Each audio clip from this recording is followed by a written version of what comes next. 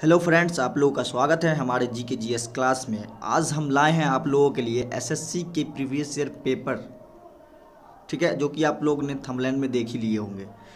तो फ्रेंड्स, आप लोगों से एक और बात कहना चाहता हूँ कि हर रोज़ शाम 6 बजे आप लोगों को एसएससी से related GK GS previous year paper हो या प्रैक्टिस सेट हो, वो शाम में आप लोगों को अपलोड कर दिया जाएगा। तो आप हमारे चैनल पे बने रहें और जो नए लड़के हैं वो हमारे चैनल को लाइक करें, सब्सक्राइब करें और कमेंट्स करके बताएं कि क्वेश्चन किस टाइप के आ रहे हैं, ठीक है। तो चलते हैं हम क्वेश्चन की तरफ। क्वेश्चन नंबर 1 है।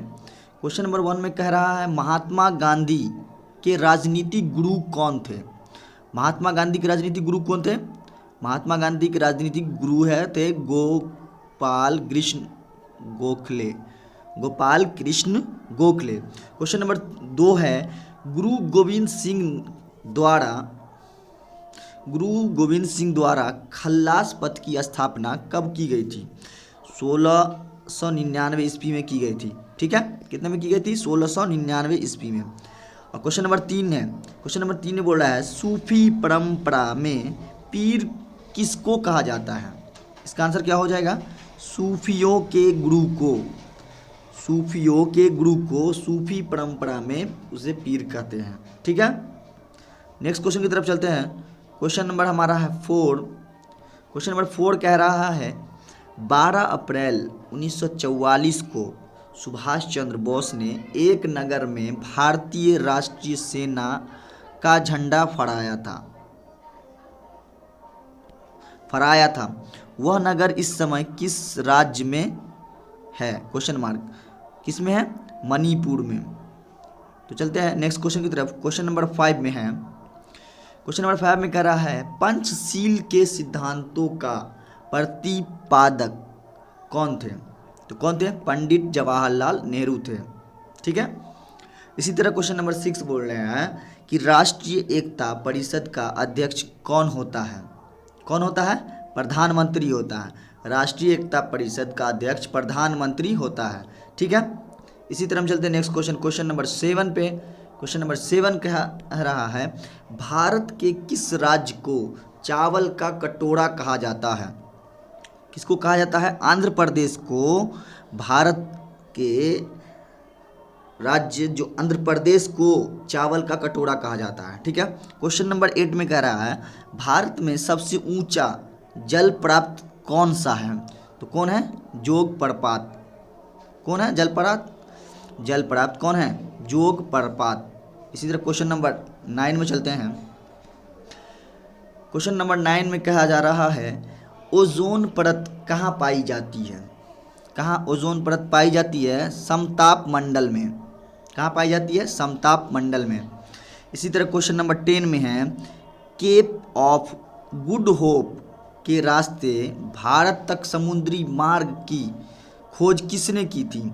किसने की थी? वास्को डिगामा ने की थी। इसी तरह हम चलते हैं नेक्स्ट क्वेश्चन की तरफ। क्वेश्चन नंबर 11 में कहा जा रहा है, भारत में राष्ट्रीय आय का आकलन सर्वप्रथम किसने किया था? किसने किया था? दादा भाई नौरोजी ने किया था। भारत का में राष्ट्रीय आय का आकलन सर्वप्रथम दादा भाई नौरोजी ने किया था, ठीक है।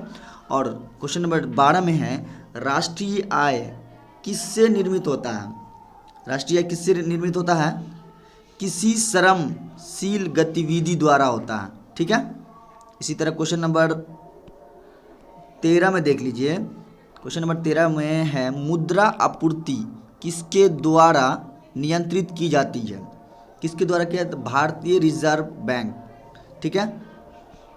इसी तरह चलते हैं क्वेश्चन नंबर 14 में। क्वेश्चन नंबर 14 कह रहा है, क्रिकेट की गेंद को किस कोण से मारा जाना चाहिए ताकि वह अधिक क्षैतिज दूरी जा सके? तो जाहिर सी बात है कि 36 से 45 डिग्री अगर कोण मारेंगे तो ज़्यादा दूर क्षैतिज दूर जा सकेगा, ठीक है। इसी तरह क्वेश्चन नंबर 15 में है, उड़ान अभिलेखी का तकनीक नाम क्या है? उड़ान अभिलेखी का तकनीकी नाम है काला बक्सा, ठीक है। इसी तरह हम क्वेश्चन नंबर 16 पे चलते हैं। क्वेश्चन नंबर 16 कह रहा है, प्राकृतिक रबर किसका बहुलक है? Question mark. किसका बहुलक है? आइसोप्रीन का बहुलक है, ठीक है। क्वेश्चन नंबर 17 में बोल रहा है एलपीजी का प्रमुख घटक क्या है? ब्यूटेन। क्या है? ब्यूटेन है। इसी तरह हम चलते हैं नेक्स्ट क्वेश्चन, क्वेश्चन नंबर 18 पे। 18 में कह रहा है रक्त के स्कंदन हेतु कौन सा विटामिन आवश्यक है? Question mark. कौन सा विटामिन आवश्यक है? विटामिन के। क्वेश्चन नंबर 19 में चलते हैं पोलियो की रोकथाम के लिए पहली प्रभावी वैक्सीन किसने बनाई थी? जोन्स ई साल्क ने। किसने बनाई थी? जोन्स ई साल्क ने। ठीक है। इसी तरह हम चलते हैं नेक्स्ट क्वेश्चन की तरफ। क्वेश्चन नंबर 20 में बोला जा रहा है मीना माता रोग किस कारण से हुआ था? किस कारण से हुआ था? पारा के कारण से हुआ था। और क्वेश्चन नंबर 21 कह रहा है किसी कोशिका में अचल संपत्ति किसको माना जाता है? न्यूक्लिक अम्ल को। ठीक है। इसी तरह क्वेश्चन नंबर 22 में चलते हैं। क्वेश्चन नंबर 22 कह रहा है भूमि का जल मूल रोमों तक किस दबाव से पहुंचाता है? Question mark. किस दाब से पहुंचाता है? कोशिका दाब से। ठीक है। और क्वेश्चन नंबर 23 में कह रहा है लाल रक्त कणिकाओं का औसत जीवन काल लगभग कितने समय का होता है? तो जाहिर सी बात है 100 से 120 दिन तक होता है। ठीक है। इसी तरह हम चलते हैं नेक्स्ट क्वेश्चन, क्वेश्चन नंबर 24। पहली बार परमाणु बम कहाँ फेंका गया था? पहली बार परमाणु बम हिरोशिमा में फेंका गया था। ठीक है। इसी तरह next question, question number 25। Question number 25 कर रहा है युआन किस देश की राष्ट्रीय मुद्रा है?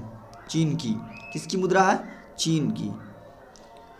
और क्वेश्चन नंबर 26 में है भारत में जूट का उत्पादन सबसे अधिक किस राज्य में होता है? तो पश्चिम बंगाल में होता है जूट का सबसे ज़्यादा उत्पादन। ठीक है। चलते हैं क्वेश्चन नंबर 27 पर। क्वेश्चन नंबर 27 कर रहा है पार्क स्ट्रेट से कौन से देश जुड़े हैं? तो दो देश जुड़े हुए हैं, एक है भारत और दूसरा है श्रीलंका। तो इसका आंसर क्या हो जाएगा? भारत एवं श्रीलंका। और क्वेश्चन नंबर 28 में कर रहा है कौन सा धातु विद्युत का सर्वोत्तम चालक होता है? Question mark. क्या है इसका आंसर? सिल्वर, चांदी।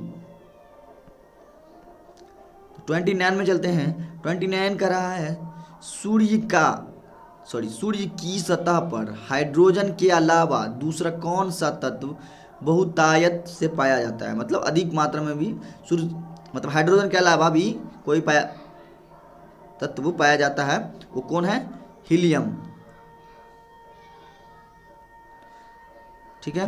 क्वेश्चन नंबर आखिरी क्वेश्चन 30 पे चलते हैं। क्वेश्चन नंबर 30 कह रहा है भारत और पाकिस्तान के बीच शिमला समझौते पर हस्ताक्षर किस वर्ष में किए गए थे? तो इसका आंसर क्या हो जाए? 1972 ईस्वी में भारत और पाकिस्तान के बीच एक समझौता किया गया था शिमला के लिए।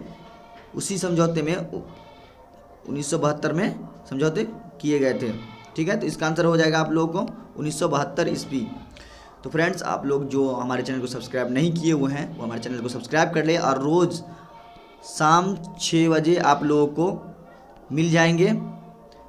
ये है प्रीवियस ईयर पेपर, और अभी प्रीवियस ईयर पेपर चलेंगे, उसके बाद फिर प्रैक्टिस सेट चलेंगे और कुछ इम्पोर्टेंट क्वेश्चन भी चलेंगे।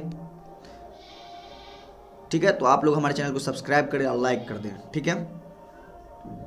और बेल आइकन भी ज़रूर दबा ही दीजिएगा कि जब भी वीडियो आप लोग यूट्यूब पे डालें तो आप लोगों पे नोटिफिकेशन चला जाए। ठीक है।